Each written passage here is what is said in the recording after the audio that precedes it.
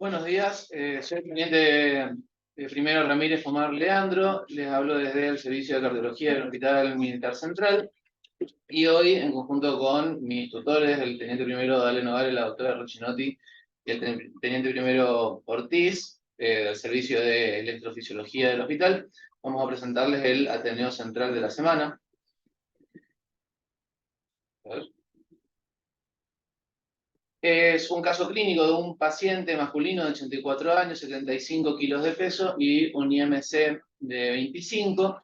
Como factores de riesgo presentaba hipertensión arterial, era ex-tabaquista, dislipiémico y sedentario, y como antecedentes cardiovasculares refería un IAM en el 87, estaba anticoagulado por una FA paroxística y tenía un implante de un CDI en 2001 con un recambio de generador en el 2014. Más adelante vamos a abordar sobre las indicaciones de este implante del CDI en 2001. Presentaba este eco que evidenciaba un BI levemente dilatado con hipoquinesia anterior medio apical y una función con un deterioro entre leve y moderado, con hipertrofia septal y adelgazamiento de hiperrefringencia. Además de esto, quiero resaltar que tenía una válvula mitral con ecoestructura conservada. La medicación habitual estaba tratado para la hipertensión y además tenía control de ritmo y frecuencia con carvedilol y amiodarona. Además de eso, la warfarina para la FA.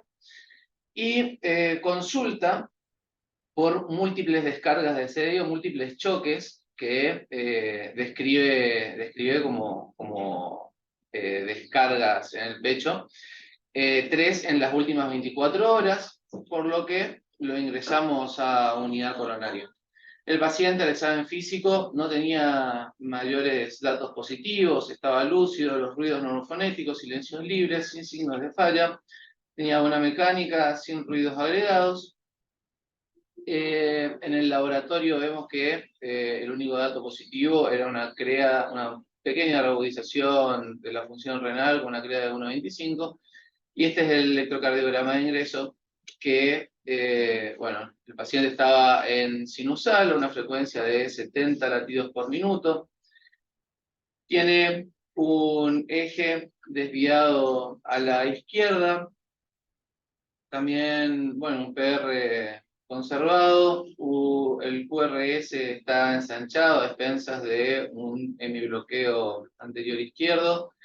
Vemos también que tiene secuela en una Q secuelar en B1, B2, B3, también en B4, con una elevación del punto J en estas precordiales. Además de esto, extrasístoles supraventriculares, un poco más para aportar desde este punto de vista. Lo ingresamos en unidad coronaria, titulamos antiarrítmicos endovenosos, iniciamos la monitorización con telemetría y le realizamos un ecocardiograma.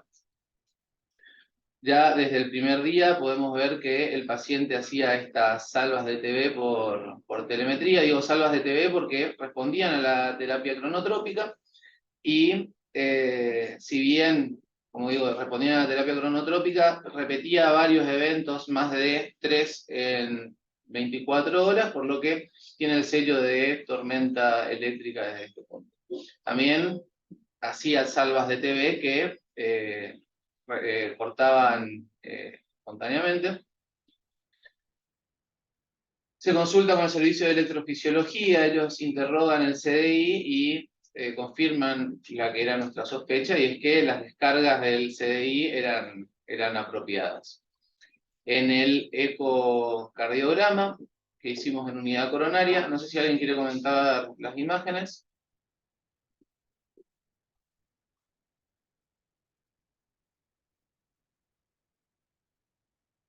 No sé si está Edu conectado, ¿quieres comentar? Yo estoy manejando, así que la voy viendo, estoy complicado para comentarla. Bueno, doctor, de todas formas es un eco bastante corto. Estas son las imágenes en movimiento que más nos interesan. En la imagen de la izquierda se ve un eje de 4 cámaras, donde se puede observar un BI dilatado, con aquinesia de todo el septum y el ápex, con adelgazamiento del septum e hiperrefringencia del mismo. También podemos observar que está dilatada la aurícula izquierda, y lo mismo se ve en el dos cámaras apical. También hay hipoquinesia, casi aquinesia del septum y del ápex. Como decíamos, claramente la función de este BI nos dio para moderada casi severa, con aquinesia inferoseptal basal, medio, anteroseptal basal y medio, septo apical, anteroapical, lateroapical, bueno, todo el septum y toda la punta y las partes de las caras basales. Además, una IM central moderada que no habíamos visto en el eco previo. Sospechamos de algo isquémico, así que metemos al paciente hemodinamia, se le hace un cateterismo. ¿De cuánto lean? Perdón, ¿de cuándo era el eco previo? ¿De qué fecha? El eco es de hace un año exactamente, del 22. Ah, perfecto. Todo esto pasó hace 2 meses. Bien. ¿Qué sospecharon de isquémico? Bueno, por un lado había cambios con respecto a un ecocardiograma previo, pero aparte un paciente que nunca había hecho este tipo de eventos con el CDI, o por lo menos no tenía conocimiento, y básicamente lo que estábamos buscando era un trigger de la arritmia. Pero no ¿Cuál fue la causa? ¿Por qué le pusieron el CDI?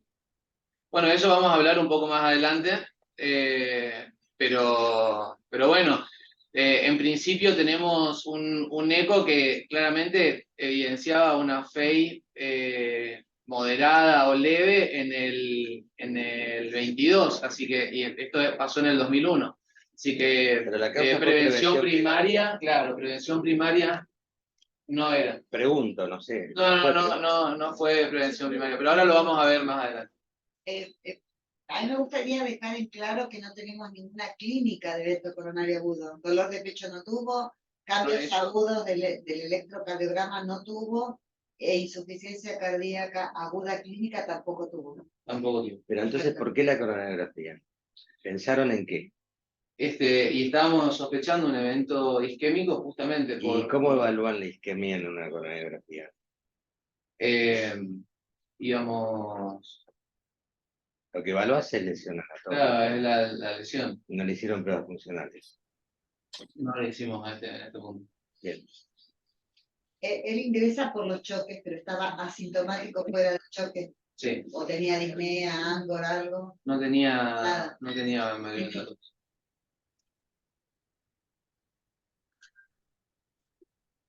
Bueno, no sé si alguien quiere... Lean, perdón, ¿cuál era la FEI Lean del eco previo del 2022? El antecedente. ¿De ahora?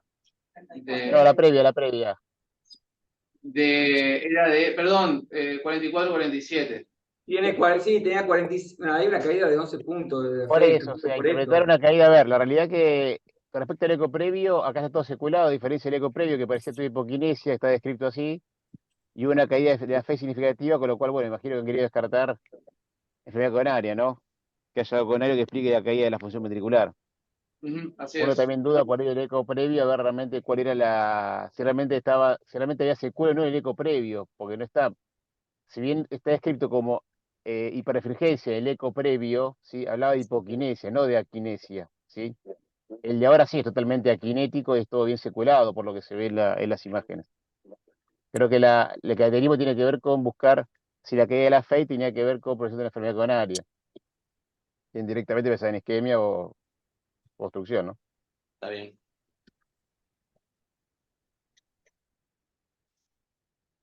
Bueno, no sé si alguien quiere comentar las imágenes del cateterismo.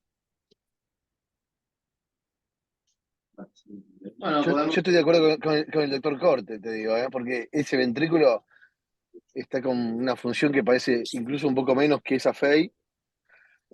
Y, y para mí, bueno, eso lo de tener hace un tiempo, por algo le han puesto el CDI.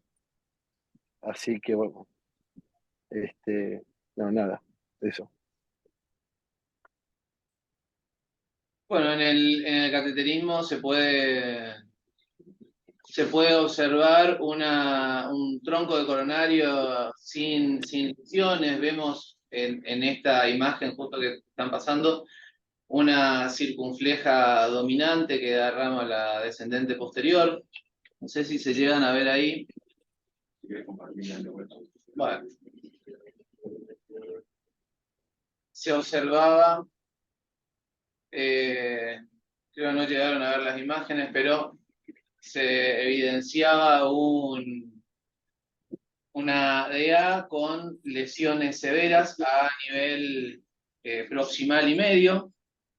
Además de eso, una coronaria derecha hipoplásica. Ninguna lesión aguda. Y oclusión nada, lesión severa. oclusión no había, se observaban solamente lesiones severas.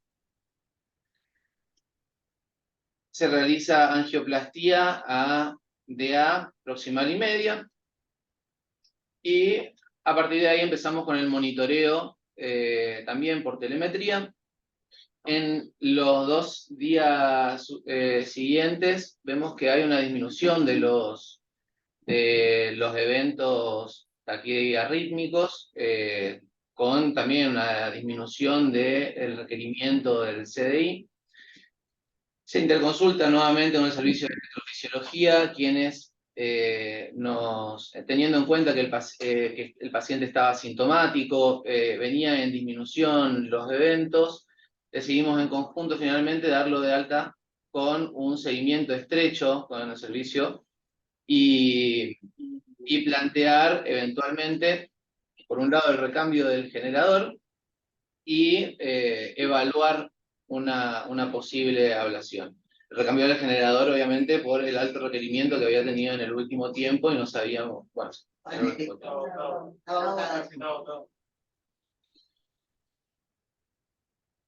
bueno, ahora, como decíamos, todavía nos queda inconclusa esta parte de identificar cuál fue el motivo de la indicación del CDI en un primer momento. Bueno, fuimos a los archivos y encontramos este estudio electrofisiológico del 2001. Cabe aclarar, o los doctores me sabrán decir mejor todavía, en el 2001 todavía eran otras las indicaciones de CDI. Muchas veces requeríamos de una evidencia empírica de TB, y muchas veces lo que se hacía era inducir en estudios electrofisiológicos la taquicardia ventricular. Eso es lo que estamos por hacer en este estudio. Bueno, este es el electrocardiograma basal del paciente en el 2001. Vemos que hay algunos cambios con respecto al que trae en esta oportunidad.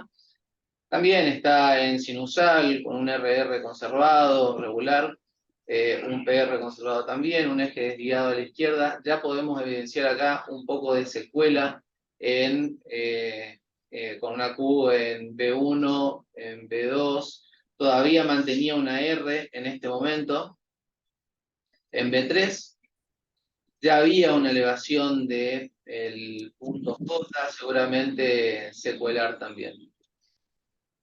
Lo que vamos a hacer ahora es hacer zoom a la imagen que estábamos viendo, a la imagen habitual del electrocardiograma de 12 derivaciones, aumentando el tiempo. Normalmente lo vemos a una velocidad de 25 milímetros por segundo, ahora lo estamos viendo a una velocidad de 150 milímetros por segundo.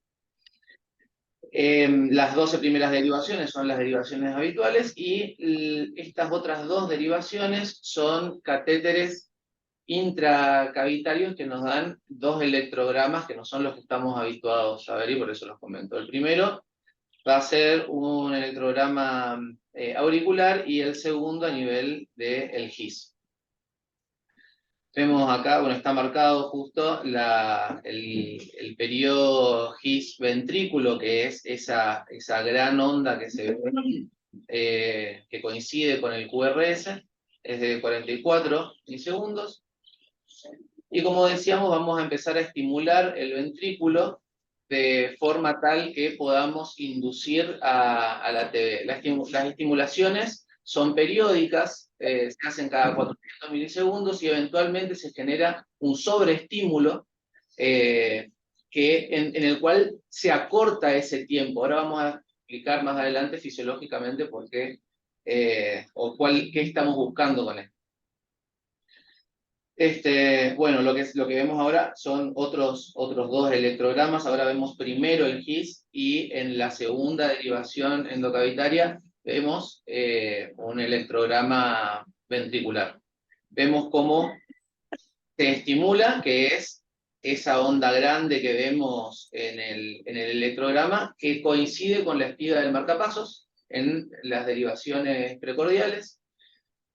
Vamos a estimular el ventrículo, decíamos, con unos periodos de 400 milisegundos, y acá podemos también ver en este electrograma un fenómeno, es un fenómeno de Wenckebach retrógrado, ¿sí? Esto está viajando desde el ventrículo, la estimulación está viajando desde el ventrículo hacia las aurículas a través del His,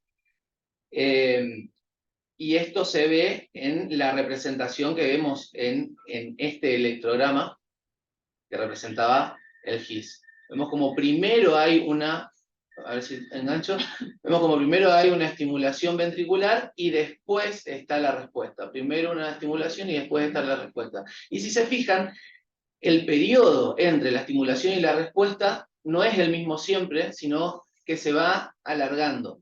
De la misma forma que vemos un fenómeno de Wenckebach en anterógrado, pero este está pasando de forma retrógrada. Si nosotros llegásemos a identificar uno de estos fenómenos en un electrocardiograma de 12 derivaciones de un paciente cualquiera que viene con una taquicardia de QRS ancho y nos genera la duda de si es o no ventricular, si nosotros podemos identificar una onda P que es precedida por un QRS, nos está dando el sello de que es una taquicardia ventricular, y bueno, es una importante herramienta a tener en cuenta.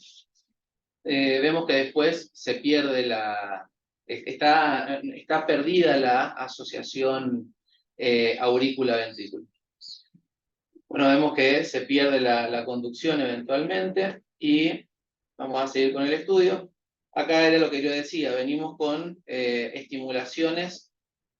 No sé si se ve ahí, abajo marqué en el punto A al punto B, o sea, de la estimulación A a la estimulación B, hay 400 milisegundos, y después vienen los extraestímulos que van acortando el tiempo de duración. Eran de 400 milisegundos, 250 milisegundos, 230, 215 milisegundos, y vemos que ya en la estimulación, o lo que parece una estimulación F, en realidad, si vamos al electrocardiograma de las 12 derivaciones, no podemos evidenciar la espiga. Esta ya es la primer extrasístole, es el inicio de la TV. Acá, otra vez, a la velocidad normal a la que normalmente vemos los electrocardiogramas. La primer parte es el ventrículo marcapaseado a una velocidad de 400 milisegundos, y en el medio podemos llegar ahí lo marqué, esas derivaciones que están en el medio son los extraestímulos. Vemos como hay como una franjita en el medio del electrocardiograma en la que se afinan los QRS.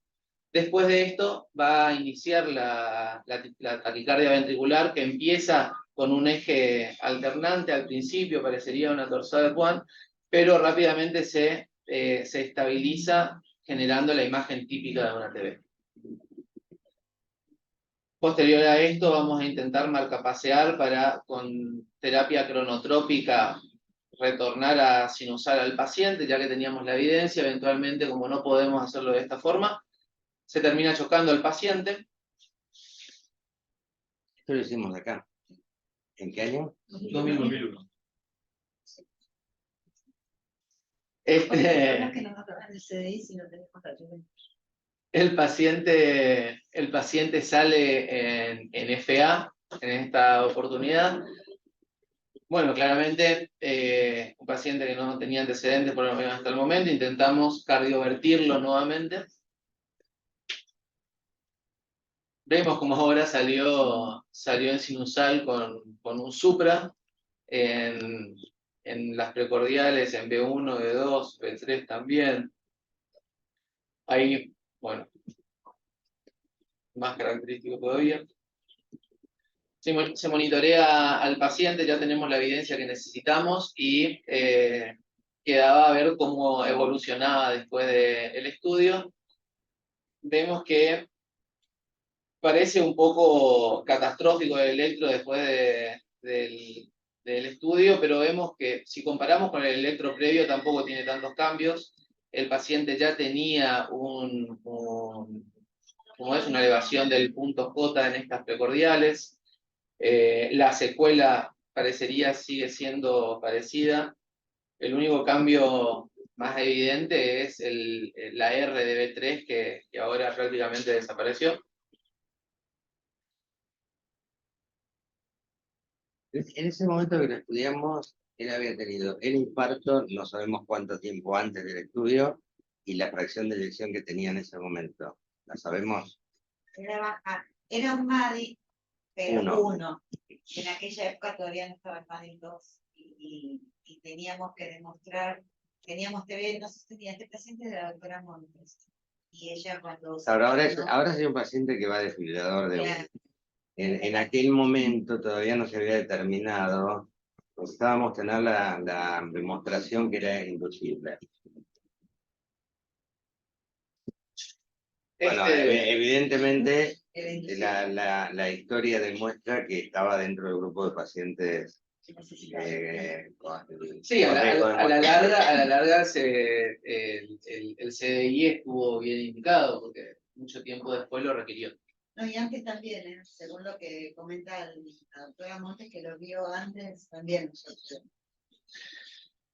Bueno, el paciente, volviendo al presente. El electro de ahora no es un bloqueo de rama izquierda lo que tiene. Para mí es un hemibloqueo con trastorno intraparietal de la Porque mayunción. a mí me pareció un bloqueo de rama izquierda. No llega, tiene 120. Para mí es un hemibloqueo. Bueno, un bloqueo de rama izquierda.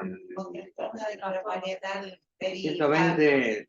Bueno, sí, por duración sí, por morfología. No, te digo por otro tipo de...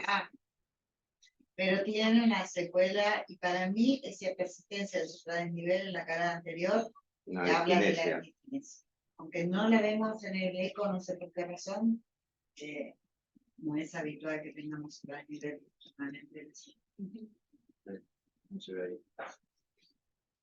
sea, el paciente en definitiva entra por una tormenta eléctrica no vinculada a un evento isquémico, sino probablemente vinculado a un deterioro progresivo de su miocardiopatía isquémico-necrótica que lo deterioró en la función ventricular y que favoreció la cardioventricular. Hay deterioro eléctrico también, el electrocardiograma tiene un QRS ancho, yo creo que es un bloqueo de rama izquierda, bueno, no importa eso, pero hay un deterioro eléctrico. Digamos, para resumir el caso, ¿no? Es eso. Así es. Y la fracción de eyección actual es del... Y la fracción de eyección, intentamos programar un nuevo eco posterior a la internación del paciente. Lo cierto es que le complicaba mucho, son personas mayores, la acompañan bastante dependientes, así que los pudo haber apurado un poco más y podíamos haberlo tenido, pero la verdad es que le generaba mucho incordio. En realidad hay un tratamiento realizado al paciente porque le hicieron una angioplastia. Sí. O sea que, digamos, por eso yo te decía antes si estaba isquémico o no isquémico, porque lo que sabemos es que tenía lesiones en las coronarias, la descendente anterior sobre todo. Y no sabemos si estaba verdaderamente isquémico. Tal cual.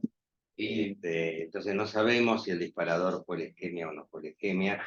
y ahora le hicimos un tratamiento que es la angioplastia, con lo cual uno, siendo coherente con lo que hace, diría, si el paciente entró con una tormenta eléctrica y le hice una angioplastia porque supongo que estaba isquémico, ahora debería esperar el resultado de ese tratamiento. No sé si repetirá la... ¿Lo volvieron a ver? Perdón, hago una pregunta. Horacio, perdón. Sí. Usted, cuando el paciente entró con la tormenta eléctrica, que ustedes cuestionaron por ahí el tema del cateterismo, ¿ustedes hubieran hecho, le hubieran pedido directamente o le hubieran pedido una cámara gamma, ecoestrés, antes de directamente pasar al cateterismo para evaluar isquemia? Yo sí, porque no tenía cambios, o sea, es mi criterio, por ahí estoy equivocado. No tenía ningún elemento objetivo, no tenía dolor, no tenía cambios en el electro, lo que tenía era una tormenta eléctrica, que puede ser, sí, disparada por una isquemia. Por eso yo le hubiera hecho pruebas funcionales y después el cateterismo para ver si había algo que revascularizar. Porque ahora le hicimos el cateterismo y lo revascularizamos. ¿Y le resolvimos el problema? Este paciente, No, yo creo que lo que por ahí embarra un poquito la cancha, me parece, es el tema del eco ese que tiene de hace un año, con FEI de 45% y una caída tan significativa en este año o en estos meses, ¿sí? Donde uno pensaría, bueno, progresión de la frecuencia. Yo creo que ese eco, Bueno, yo dudo de ese eco porque... el lunes no es real, me parece que la función ventricular esa. Pero nosotros en el año 21 no le hubiéramos puesto Claro, con sí. 45% de fracción de eyección. Yo dudo de ese eco. El 2001. Tal cual, por eso digo. No, pero eco, o sea, semana nada hasta el 2022. A mí me Perdón, parece, Flor, no- me parece que debe tener deterioro ventricular de larga data y progresivo. no, tal cual, por No, eso digo, me parece que ese eco no es real. no que hizo una caída tan estrepitosa Tal ahora. cual. Por eso digo, creo que ese eco embarra un poco y no es real. Me parece que el paciente tuvo enfermedad coronaria de larga data, que progresó el ventrículo, que la caída de la fe es progresiva, y ese eco de ahora no debe ser, el BI debe ser moderado severo ya en 2022. Sí, me parece que tiene que ver con eso. yo No, Creo que creo, si ese eco hubiera, no si ese no me parece dramáticamente equivocado hacerle una coreografía, no, pero es la discusión para todos, para los chicos, para todos, porque es la discusión que tenemos por ahí a diario nosotros en el consultorio y en la unidad canaria. Sí. simplemente que ahora te digo, le hicimos un tratamiento y entonces hay que esperar que la Tal cual. recuperación sea efectiva, ¿no? y yo quiero poner una cosa en la mesa. ¿Le hubiésemos hecho la ablación sin coronariografía? La Porque ablación. ustedes también piden siempre cateterismo. Sí. Claro, a eso voy. No, pero para mí son No, dos cosas distintas. O sea, correcto, pero yo no estoy cuestionando el cateterismo, estoy cuestionando la oportunidad del cateterismo. Pero ahora vos seguís con el paciente. Llega el momento de la ablación. ¿Nos vamos a la ablación sin coronariografía? Pero ya la tenemos, la No, ya lo sé. Si no la Pero tuviera. suponete ¿Lo que hubieran hecho? Tal cual. Esto para jugar un poco, Horacio. es para poner la discusión. Ya sé si no te da isquemia, pero el paciente hace baja carga, tiene 84 años, no te da mucho lo de buscar isquemia. Y sigue con tormenta eléctrica, decidís, bueno, vamos a ablación. ¿Nos mandamos a la ablación sin coronariografía? No. Está bueno. O la otra, No, pero yo lo que quiero saber es si la angioplastia acá le sirvió de algo. Bueno, eso Ese es mi problema, nada más. Está bien, pero son como... No tengo problema con que diferentes. se le haya hecho la coreografía. No, yo quiero Pero, plantear si nosotros haríamos, ahora yo te voy a contar porque lo quiero plantear, si haríamos una ablación sin coronariografía en este paciente. Y aparte hay una cosa que no la contamos porque hay dudas, pero según su médico de cabecera, este paciente cuando tuvo el infarto tuvo angioplastia.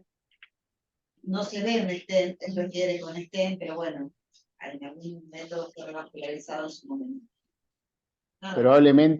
probablemente con la secuela que tiene en el eco de infarto, sí, con la kinesia que tiene, esa DA que rasterizaron no cambie mucho el pronóstico del paciente. ¿Sí? Yo creo que si uno lo repite un eco acá un tiempito, puede ir a fe y no cambie. Pero bueno, eso se va a reevaluar con el tiempo. La realidad que por eco es todo akinético, se le puede abrir una resonancia, a veces realmente hay akinesia sí o no, pero no creo que haya mucho territorio Claro. viable Y en el bueno, territorio rasterizados. Estoy ese de es el, acuerdo con vos, estoy de acuerdo, ese es el punto, pero porque bueno, te nos van a preguntar si ahora hay que ablacionarlo. Entonces yo te tengo que preguntar si el tratamiento que le hicimos fue efectivo. Y ahí está la clave, porque si yo lo revascularicé y el paciente ahora mejoró la isquemia que tenía, probablemente no vuelva a sufrir una tormenta eléctrica. Va, no sé, es especulativo, pero digo, ahora hay que hacerle una ablación, porque un paciente que tiene eh, una tormenta eléctrica o que tiene episodios reiterados de choques del aparato y que está con óptima medicación y tratamiento, requiere una ablación para aliviarlo de su dolencia. Ahora, si el problema era isquémico, estamos frente a un paciente que todavía estaba con oportunidad de revascularización y con lo cual el tratamiento fue ese. tal Yo cual. no sé. Sí, sí. Ahora hay que esperar. ¿Cómo? Tal cual. Bueno, Como, dale, discutirme porque de costumbre, dale. No, ya planteé lo que quería saber. Si haríamos una ablación sin cateterismo, y dije que no, que es lo que normalmente hacemos. No, sí, por supuesto, pero ahora, ¿vos le harías la ablación a este paciente? Y ahora yo quería saber, y lo interrogó y quiero saber qué pasó.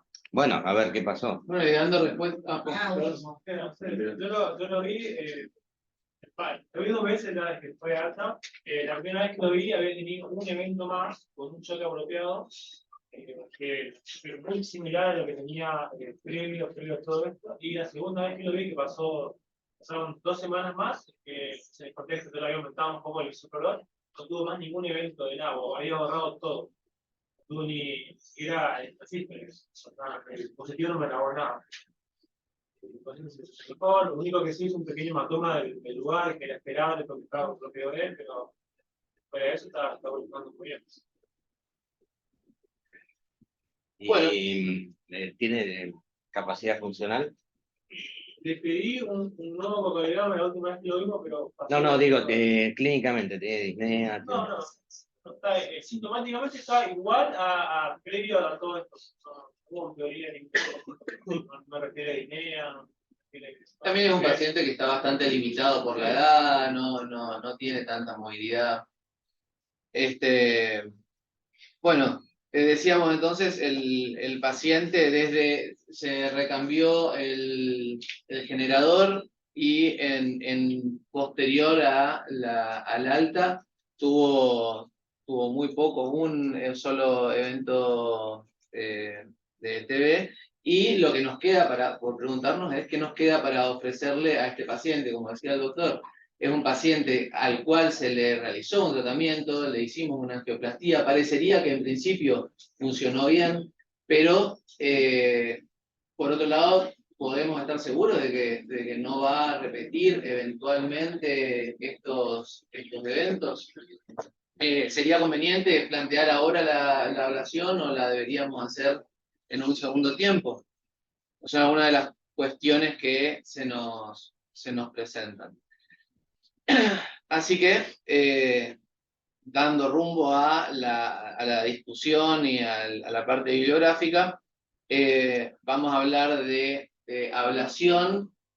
Obviamente no está en discusión que vamos a hacer tratamiento médico óptimo para cualquiera sea la situación, además de contar con el CDI de backup.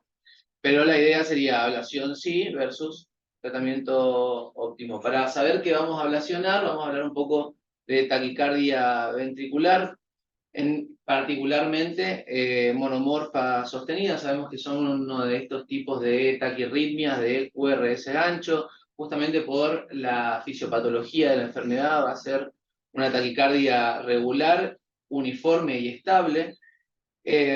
por ser una taquirritmia, va a funcionar a frecuencias altas, por encima de 100 latidos por minuto, y el hecho de que dure más de 30 segundos la va a hacer sostenida. Decimos 30 segundos o menos de 30 segundos, pero que genere el colapso hemodinámico del paciente, ya sea porque eventualmente evoluciona a FB o porque requiere un choque. Son muchas las etiologías que pueden explicar la TB. A grandes rasgos podemos dividirlas en asociadas a cardiopatía estructural o idiopática. La que se ve con más frecuencia dentro de las estructurales y que más nos interesa es la isquémica, pero bueno, todavía podemos nombrar la miocardiopatía dilatada no isquémica, displasias arritmogénicas de BD, BI, biventriculares, otras enfermedades infiltrativas como la amiloidosis, hipertrófica.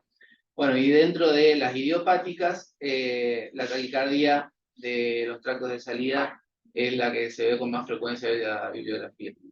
Cabe resaltar de estos dos grandes grupos que aquellos que estén con un compromiso estructural, una cardiopatía estructural, van a tener peor respuesta a la TB. Evidentemente, a diferencia de la TB idiopática, donde estructuralmente no vemos modificaciones y el corazón todavía tiene formas de compensar la taquirritmia.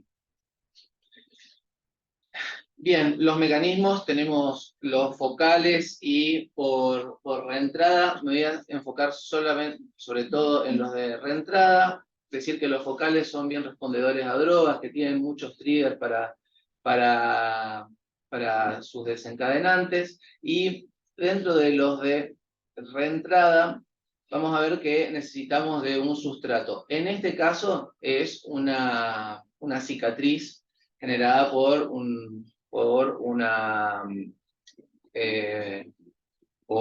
isquemia, ¿no? Tejido necrótico que cicatriza, genera fibras de colágeno que son eléctricamente neutras y que no permiten el paso del impulso eléctrico. Bien, vemos representada en la imagen, las zonas grises son estas zonas eléctricamente neutras, pero además, además de zonas eléctricamente neutras y zonas de buena conducción, vamos a tener zonas intermedias donde la conducción es lenta. Estas zonas de baja velocidad de conducción, además tienen como característica que tienen un periodo refractario lento también. Y esto es clave en la fisiopatología de la taquicardia. En principio, ¿Podríamos ponerle Sí. el anterior? Porque ya que estamos, vamos a correlacionar un poquito el estudio electrofisiológico con esto. Cuando hay una zona de conducción lenta, ante una extrasístole ventricular, esa zona de conducción lenta hace que el estímulo... lo va a ver mejor en este esquema, que es lo que estamos verificando. Bueno, Perdón. seguí, no, porque yo te quería mostrar... Seguí, después te muestro el estudio electrofisiológico para que vean cómo esto funciona en la realidad. Bien. Como decía, en un ritmo sinusal, una frecuencia regular, vamos a tener dentro de nuestro circuito, este es el mismo esquema pero simplificado, vamos a tener dentro de nuestro circuito la zona eléctricamente neutra y alrededor de ella tenemos por encima representado una vía rápida de alta velocidad y decíamos la vía lenta. En situaciones normales la vía rápida se despolariza antes, pasa primero el estímulo y cuando llega el estímulo de la vía lenta, todavía la vía rápida está en periodo refractario, así que esto no genera mayores complicaciones, habitualmente. Ahora, ¿qué pasa cuando tenemos algún extraestímulo que intenta despolarizar a la vía rápida? Habitualmente no lo va a poder hacer porque tiene, eventualmente digo, porque está todavía en periodo refractario. Ahora, el hecho de que la vía lenta sea lenta y tenga un periodo refractario más corto, permite que sí se despolarice y que le dé tiempo a la vía rápida de poder atravesar este periodo refractario. Una vez que atraviesa el periodo refractario, sí está permeable a nuevos estímulos y esta es la forma en la que va a transmitir o va a iniciar la taquicardia ventricular.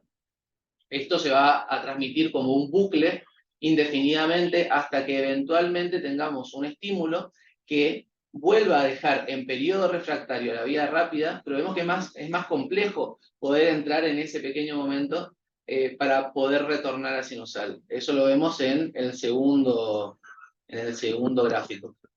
Vemos como un estímulo externo despolariza la vía rápida antes que pueda ser estimulado por la vía lenta. Y así es como se corta la taquicardia ventricular, y es por esto que nosotros utilizamos una terapia cronotrópica en estos pacientes y funciona. Bien. ¿Qué es la terapia con Ya sobre estimulación no se Pero bueno, me la comentaron así. estimulación? La vida escrita, sí. Nosotros la llamamos estimulación ventricular programada. Estimulación ventricular programada. Bien, otros parámetros que tenemos que analizar a la hora de analizar una TB es, esto nos va a servir para poder identificar el foco de la TB. Vamos a ver en B1 qué imagen asemeja, si asemeja al de bloqueo de rama derecha o bloqueo de rama izquierda. Y digo asemeja porque esto no significa que esté bloqueada realmente la rama, sino que el foco es completamente distinto. Así que no tiene que ver con bloqueos funcionales, sino del lugar de donde sale la TB. Si tiene una imagen de bloqueo de rama izquierda, probablemente venga del ventrículo izquierdo. Si tiene perdón, al revés. Si tiene una imagen de bloqueo de rama derecha, probablemente venga del ventrículo izquierdo. Y si tiene una imagen de bloqueo de rama izquierda, probablemente venga del ventrículo derecho. Esto es a grandes rasgos. Todas aquellas taquicardias ventriculares que vienen del septum también tienen otra forma de categorizarse, depende de qué tan rápido entren en el sistema de conducción, de si entran o despolarizan primero. Realmente este es el algoritmo que tendríamos que seguir, que claramente no lo voy a explicar porque es bastante más complejo. Otro parámetro que tenemos que evaluar es si el eje es superior o inferior. Esto nos sirve particularmente en otras taquicardias, por lo menos para identificar la de los tractos de salida, las cuales suelen tener un eje superior.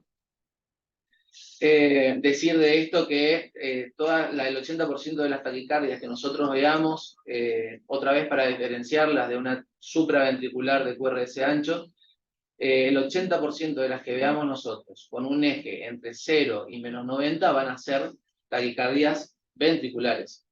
Y si el eje está entre menos 90 y menos 180, prácticamente nos da el sello de TB.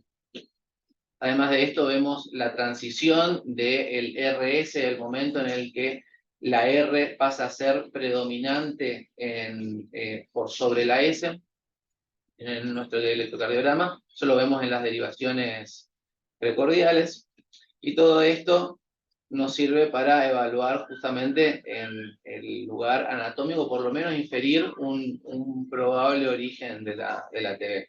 Además es importante, y podemos llegar a evaluarlo mediante criterios electrocardiográficos, el origen, si es endocárdico o epicárdico, y esto es importante porque eventualmente nos podría cambiar el método de ablación, ya que si es epicárdico podría ser quirúrgico, versus el endocárdico que habitualmente se hace en forma de vía endovascular. Hablando un poco de la ablación, hay muchas técnicas, todas están en desarrollo. Algunas de las más utilizadas son la radiofrecuencia, la criotérmica y la de campo pulsado. Y la forma de ablacionar también es muy variada. Hay algunas que utilizan, que lo que buscan es ablacionar aquellos sectores de baja conducción o de baja velocidad de conducción. Otros que intentan aislar la cicatriz para evitar el impulso del estímulo, y otros que sobre la cicatriz hacen como si fueran cortes transversales. Vemos que también se consiguen resultados parecidos, y es evitar la conducción a través de todos estos canales anómalos.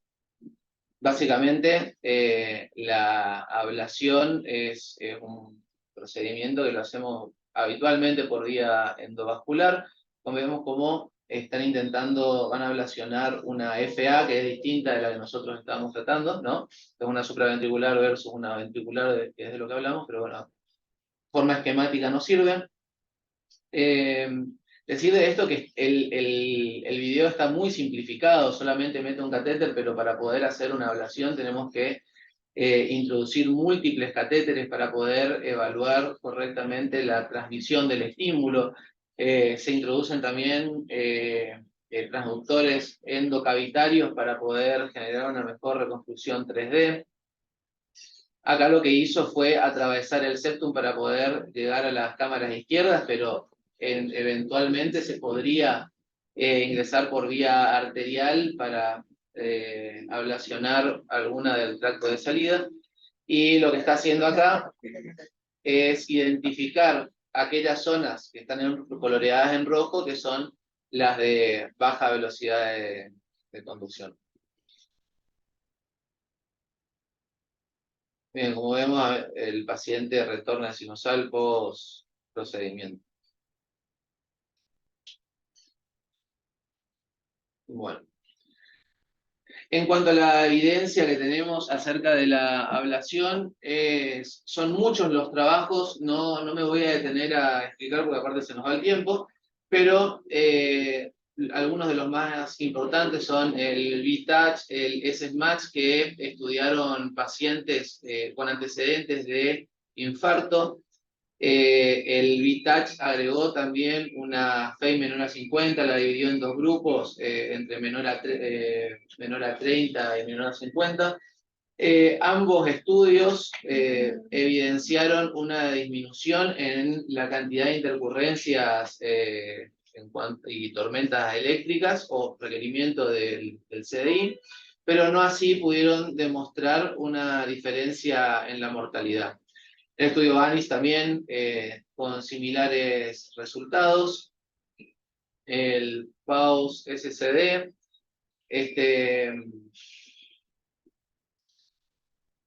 Y el partido, así me voy a detener un momento para comentarlo, es un pequeño estudio de 47 pacientes. Este fue el único que demostró una disminución significativa en las internaciones por insuficiencia cardíaca posteriores a la ablación. Insuficiencia cardíaca y muertes fueron los endpoints.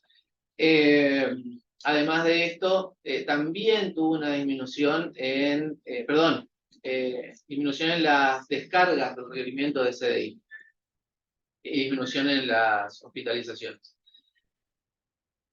Pero ninguno de estos estudios eran pacientes con tormenta eléctrica. Eran pacientes con cardiopatía estructural, isquémicos y IgB. Exacto. Que es distinto al paciente con tormenta eléctrica. Exacto.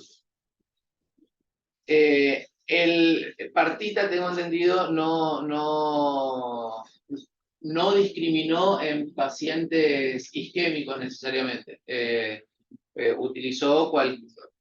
Tomó cualquier paciente que tuviese TBE y además fuese candidato a ablación. Y no quería dejar de comentar algunas de las indicaciones para ablación de la guía del 2022, la guía europea, para el tratamiento de arritmias ventriculares y prevención de la muerte súbita. La guía europea recomienda la ablación en pacientes con enfermedad coronaria y TB monomorfa sostenida, sintomática, con descargas recurrentes, pese al tratamiento médico. Decíamos que nuestro paciente habíamos hecho tratamiento médico y parecería que viene en mejoría o solucionando los eventos. Cuando el paciente no esté disponible el CDI, quiero decir, o esté contraindicado, también puede ser candidato a ablación. Hay eventualmente en pacientes con enfermedad coronaria se puede elegir ablación incluso antes del implante. En pacientes con enfermedad coronaria hemodinámicamente estables, en las que la TB es bien tolerada con una FE mayor a 40, también puede ser incluso como una alternativa al CDI. y en pacientes con enfermedad coronaria y TB sintomática recurrente o con descargas del CDI por TB pese al tratamiento médico. Bueno, muchas gracias. Bien.